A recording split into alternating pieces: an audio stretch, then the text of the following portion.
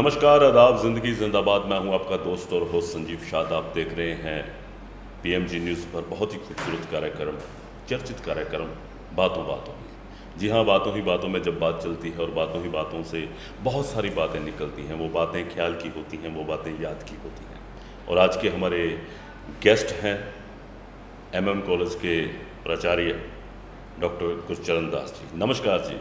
नमस्कार। नमस्कार। कैसे हैं सर आप? मैं बहुत बढ़िया सर। तो सबसे पहले आपको मुबारकबाद कि आज आप 50वां वर्ष मना रहे हैं इस कॉलेज का। तो क्या कहना चाहेंगे शुरुआत में? इसी बात को लेकर हम शुरुआत करते हैं। संजीव शाह जी, गौरव की बात भी है, गर्व की बात भी है जी। मनोहर मेमोरियल कॉलेज संस्था के 50 वर्ष आज पूरे हो रहे हैं जी। और मैं एक प्राचार्य की भूमिका में, एक सेवक की भूमिका में आज यहाँ काम कर रहा हूँ जी। इससे ज़्यादा सुखद अनुभव मेरे लिए, मेरे जीवन का हो नहीं सकता। क्या बात है, क्या बात। सुखद अनुभव हो नहीं सकता। लेकिन दास साहब, बात यह है कि वर्तमान दौर के अंदर जिस तरह के हालात हैं, मार्च से पहले आपने कुछ और सोचा होगा कि हम ये 50वां वर्ष इस तरह मनाएंगे, ऐसे मनाएंगे, ऐसे मनाएंगे। लेकिन आपने इस दौर में किस तरह से मनाया, जो कि हमने शूट भी किया है, अभी हमने लाइव भी किया है। तो कैसा अनुभव रहा आपका? सही कहा आपने। कल्पना परिकल्पना माइंड में चलती रहती हैं जी।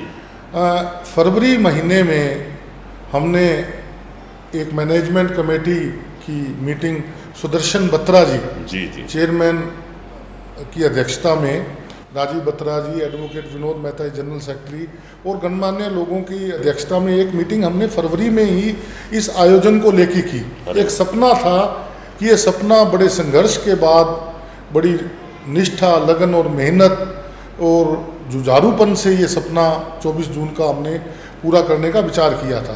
फरवरी माह में हमने ये निर्णय लिया कि 24 जून से हम एक उत्सव के रूप में स्वर्ण जयंती समारोह को सेलिब्रेट करेंगे और नवंबर के फर्स्ट वीक में हम इसको एक उत्सव करेंगे, कन्वोकेशन की ऑर्गेनाइजेशन करेंगे और जितने भी एलुमनी मनोहर मेमोरियल कॉलेज के हैं जी, वो सभी हम उनको इनवाइट करेंगे और एक मेगा प्रोग्राम, एक उत्सव के रूप में हम यहाँ पे ऑर्गेनाइज करने वाले थे। परंतु परमपिता परमात्मा को कुछ और ही मंजूर था। जी जी जी। लॉकडाउन का पीरियड आ गया तो उसमें सारी कल्पनाएं परिकल्पनाएं जो फरवरी माह में संजोई थी वो धरी की धरी रह गई। क्या बात है। लेकिन भविष्य के गर्भ में क्या छुपा है ये तो भविष्य को ही पता है। लेकिन हम योजनाएं बनाते हैं, हम स्वप्न देखते हैं, उसके लिए कार्य करते हैं। लेकिन आपको मैं बधाई देना चाहता हूं सबसे पहले इस बात के लिए कि आपने इस उत्सव को ऑनलाइन करके महोत्सव बना दिया। बहुत सारे दर्शक जुड़े हैं, बहुत सारे पूर्व छात्र भी जुड़े हैं और आज का दिन एक इतिहास बन गया है। ये आप सबकी कार्यप्रणाली है और इसके पीछे जो आपके साथ काम करते हैं वर्कर्स हैं, जो टीचर साहबान हैं, जहाँ और भी इस कॉलेज के परिवार के सदस्य हैं, उनका सहयोग कैसे मिलता है आपको? सबसे पहले तो मैं परमपिता परमात्मा जी का शुक्रगुजार हूँ कि उन्होंने मुझे आशीर्वाद दिया और मैं खुद महसूस करता हूँ कि मैं इसके लायक नहीं हूँ। जी। ये मेरी एक कोई एनर्जी है जो मुझे मैनेजमेंट के रूप में मिलती हैं या मेरे टीचिंग स्टाफ सदस्यों के रूप में मिलती है या मेरे छात्रों के रूप में मुझे मिलती है। तो एक ऊर्जावान, एक नई सोच का साथ हम आगे बढ़ते हैं और इसी कल्पना परिकल्पना का आज का जो ये प्रोग्राम था उसका फल है। जी जी जी, उसका फल है। लेकिन एक प्रिंसिपल जब अपनी चेयर पर बैठता है, उसके पास +2 के बाद एक विद्यार्थी आता है, जो युवा होता है। आपके पास ऐसे हज़ारों लाखों विद्यार्थी आते हैं, तो उनको देखकर उनके प्रति आपके मन में क्या होता है? आप क्या उद्देश्य देते हैं उनको, विजडम क्या देते हैं? सही कहा शाह साहब। अनुभव करना एक विद्यार्थी को, क्योंकि जब विद्यार्थी 10+2 के बाद हमारे पास आता है उसके पंख थोड़े से खुल गए होते हैं। वो अपने आप को फ्री टू फ्लाई महसूस करने लग जाता है। 10+2 तक वो अपने माता पिता के थोड़ा सा दबाव में रहता है। उसकी कल्पनाएं परिकल्पनाएं बड़ी ऊंची होती हैं। ऊंची उड़ानों की वो मंजिल को तय करने के लिए महाविद्यालय में आता है। सबसे पहले तो हमारा सभी मनोहर परिवार का ये प्रयास रहता है कि इन बच्चों को संस्कार की शिक्षा दी जाए जी। क्योंकि संस्कार हैं तो सब कुछ है। सब कुछ है। तो बड़ी खुशी हो रही है कि मनोहर महाविद्यालय डिसिप्लिन के मामले में चौधरी देवीलाल विश्वविद्यालय सिरसा की और फतेहाबाद प्रशासन की सदैव शान रहा है। क्या बात है, क्या बात है। और भी मुझे बहुत कुछ सुनने को मिलता है और मैं अक्सर देखता रहता हूँ आपके कॉलेज के कल्चरल एक्टिविटीज़ हों, चाहे स्पोर्ट्स की हों, चाहे एनएसएस का हो, चाहे एनसीसी का हो, अनुशासन दिखाई देता है। और प्रिंसिपल बनने से पहले मैं आपको आपके बचपन में लिए चलता हूँ। यस। आपके पिता श्री एक रिटायर्ड प्रिंसिपल भी हैं। उन्होंने अपने बच्चे के लिए क्या सपना देखा और उनके बच्चे ने अपने पिता का क्या सपना साकार किया? मैं सौभाग्यशाली अपने आप को समझूंगा जी कि मुझे परमात्मा के रूप में मेरे पिताजी का साथ मिला। जी मेरे लिए वो जीती जाती मिसाल हैं, जी एक परमात्मा के रूप में ही हैं। मेरी माता जी हैं, तो उनकी संघर्ष को मैं क्या बताऊं। जी एग्जामिनेशन मेरा होता था, माता सारी रात जागती रहती दुआएं थी, करते थे। दुआएं करती थी, सारी रात जागती रहते थे। भी संघर्ष तो उन्होंने किया है। जी हमें सब कुछ उन दिनों में रेडीमेड तैयार करके देना, क्योंकि इस तरह की फैसिलिटी नहीं होती थी। जी। अगर मैं पीएचडी के कार्यकाल की भी बताऊं तो मेरे पास एक साइकिल मेरे पिताजी ने पीएचडी में मुझे कुरुक्षेत्र विश्वविद्यालय में किसी की पुरानी लेके दी। अरे तो एक संघर्ष और लगन, आशीर्वाद। आपकी कामयाबी के लिए 3 चीज़ों का होना बड़ा जरूरी है। सबसे पहले आपके संस्कार, जी आपका संघर्ष जी। और परमपिता का आशीर्वाद। आशीर्वाद। जब ये तीनों चीज़ें मिक्स हो जाती हैं तो नतीजे आपके सामने आने लगते हैं। लक्ष्य आने लगते हैं। लेकिन आपने एमएससी केमिस्ट्री में की और सिरसा क्षेत्र के पहले विद्यार्थी हैं जिन्होंने पीएचडी केमिस्ट्री की है शायद। सर बिल्कुल सही कहा। सोचना भी मेरे लिए, जब मैं बीएससी में था जी तो परमपिता परमात्मा से आशीर्वाद के रूप में हम एमएससी केमिस्ट्री में मेरा एडमिशन हो गया। वो भी मेरे लिए एक अचंबा ही था, जी। परंतु परमात्मा जो करता है वो उसको ही मालूम होता है। तो मुझे पीएचडी के लगन, काम की लगन ने मेरा दाखिला 1997 में कुरुक्षेत्र विश्वविद्यालय के केमिस्ट्री डिपार्टमेंट में मेरे परम पूजनीय गुरुजी जी डॉक्टर अमनेंदु पाल, जी वो मेरे लिए एक फरिश्ता ही हैं। उन्होंने जो मुझे सिखाया, उनसे जो मैंने संस्कार लिए, शायद वो इस जन्म में, इस कलयुग में ऐसे इंसान का होना बड़ा मुश्किल है। वो बात बिल्कुल ठीक है आपकी। गुरु का प्यार, गुरु का आशीर्वाद हमेशा साथ रहता है। लेकिन एक प्रिंसिपल पिता जब अपने बेटे को प्रिंसिपल के रूप में देखता है तो कॉलेज जिस दिन आपने पहली बार ज्वाइन किया होगा तो आपके पिताश्री ने आपको क्या शब्द कहे होंगे? शायद आपके दिमाग में घूम रहे होंगे वो शब्द।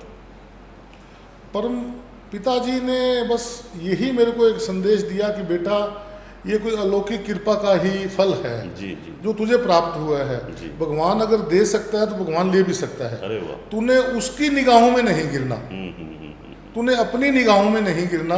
कोई ऐसा कर्म मत कर देना जिसके कारण हम भी शर्मिंदा हों, समाज भी शर्मिंदा हो।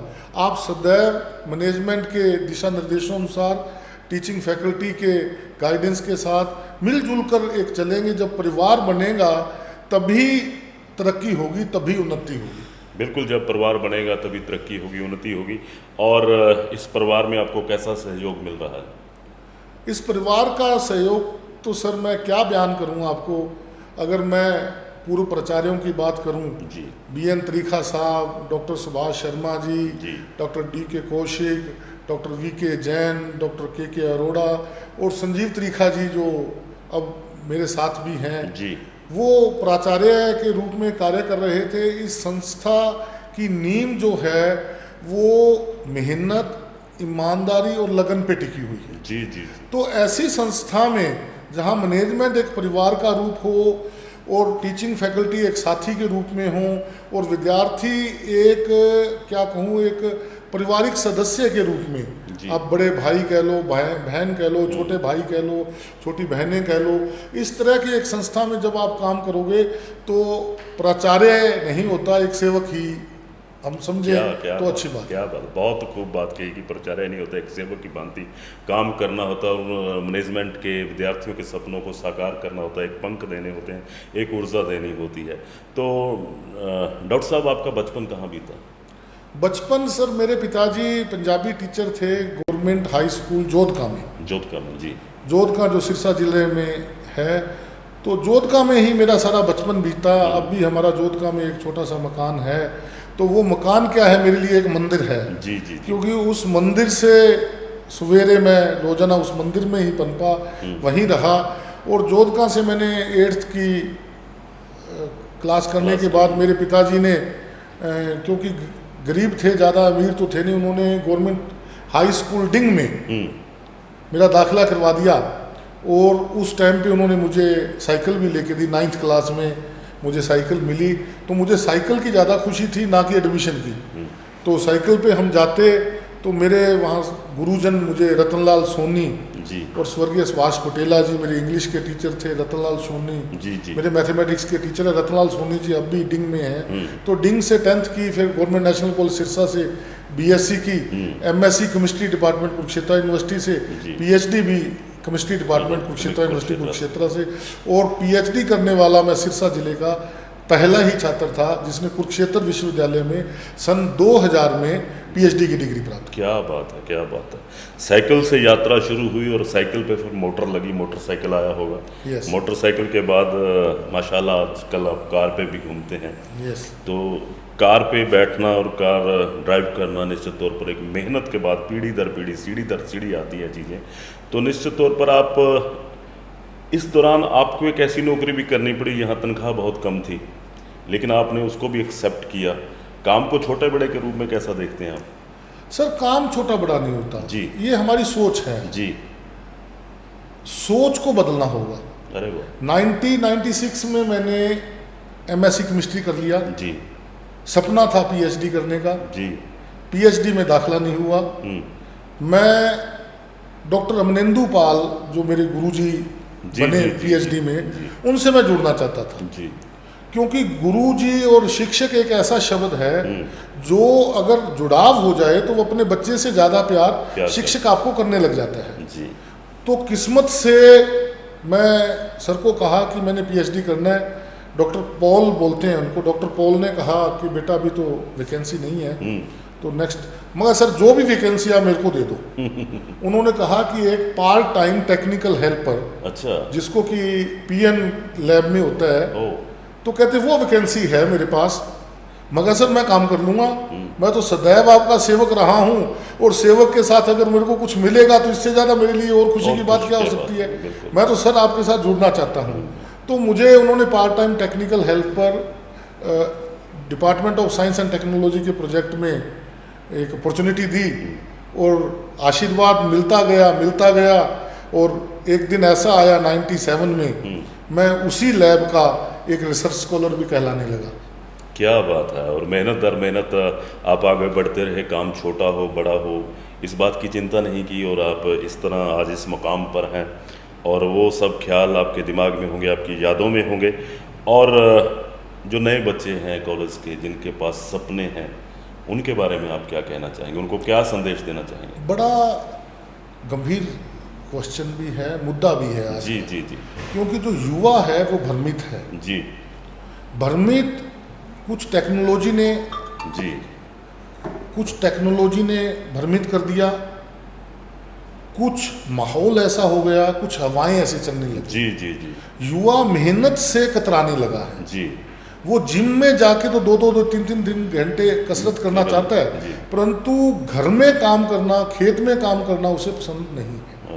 युवाओं के लिए यही संदेश है कि अगर संघर्ष करेंगे, मेहनत करेंगे, और अपने जो घर के माता पिता हैं उनको साक्षात परमात्मा का रूप समझेंगे जी, तो निश्चित रूप से वो आगे कामयाबी मिलेगी और सफलता भी मिलेगी। क्या बात है, निश्चित रूप से कामयाबी मिलेगी और सफलता भी मिलेगी। लेकिन आज VC साहब ने बहुत बड़ा एक संदेश आपको भी दिया है, शुभकामनाएं भी दी हैं, और एक लक्ष्य भी आप सबके सामने रखा है। क्योंकि जब 50 साल पूरे हो जाते हैं तो आने वाला समय हम और बेहतर बनाने की ओर कार्य करते हैं। आने वाले समय के लिए MM कॉलेज के लिए, इस प्रांगण के लिए, बच्चों के लिए आपके जहन में क्या योजनाएं इस वक्त उमड़ रही होंगी?